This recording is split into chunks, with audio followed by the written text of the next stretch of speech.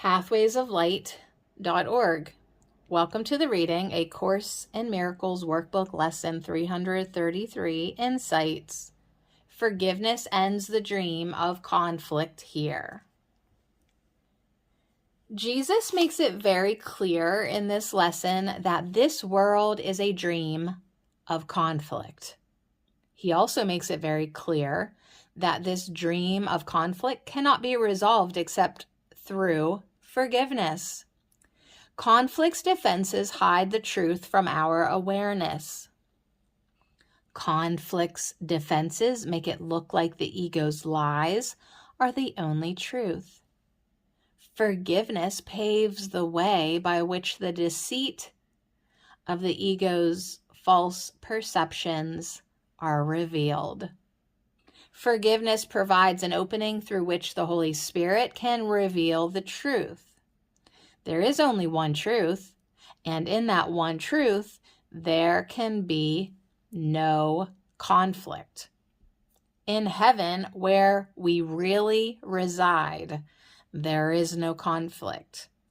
Our will and God's will are one. The ego is the opposite of God's will. The ego is the choice for separation from oneness.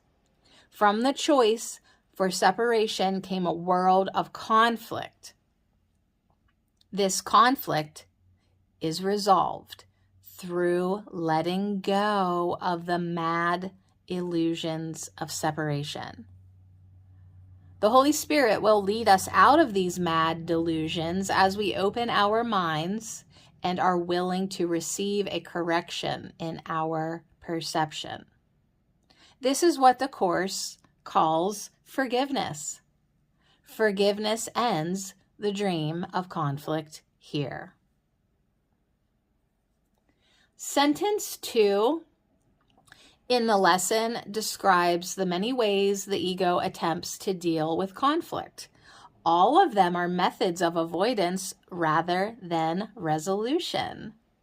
The ego does not really want to resolve the conflict because it is the idea of conflict being the wish for specialness.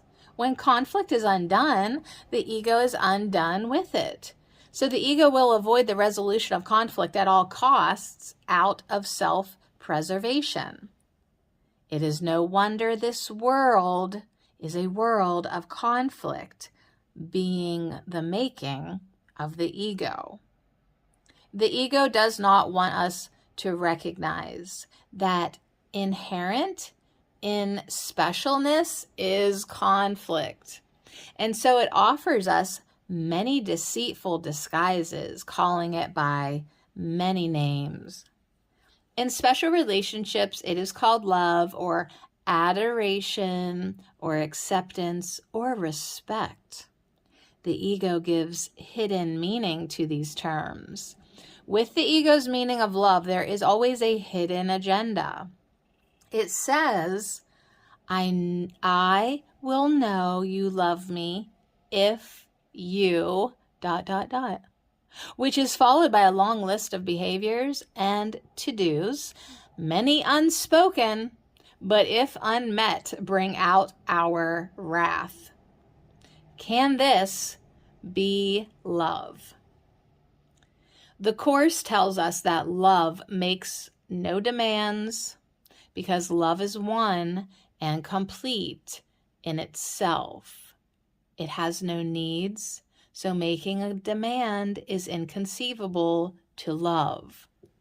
Love gives freely because it is limitless and eternal, and love's nature is to give of itself. Because love is one, love gives only to itself, for there is no other. But the ego's definition of love has endless conditions and demands. Conflict is inevitable because special loves demands conflict with each other. In one circumstance, a certain behavior is acceptable. In another, it is not. And so in this world, we wander about seeking for love, not realizing that we are seeking conflict. What we seek under the guidance of the ego will never satisfy because the ego seeks where real love cannot be found. The ego's substitute for love never brings peace because, although it might appear appealing on the surface, conflict lies hidden below, waiting for its chance to raise its fearsome head. The way out of this painful illusion is forgiveness. This forgiveness must come through recognition of the deceits the ego offers. Throughout the Course, again and again, the many forms the ego's deceits take are brought to our attention. It's not a pretty picture, but we have wandered in a world of illusion so long that we don't recognize the illusion for what it is, and so we must be taught. By the grace of God, we have a teacher in our mind who will help us see the illusions for what they are. This is why it is so important for us to remember that on our own, we do not know what anything means. As we practice, bringing all our thoughts to the Holy Spirit and open our minds to His perception, we will learn to recognize all the hidden conflicts and let them go.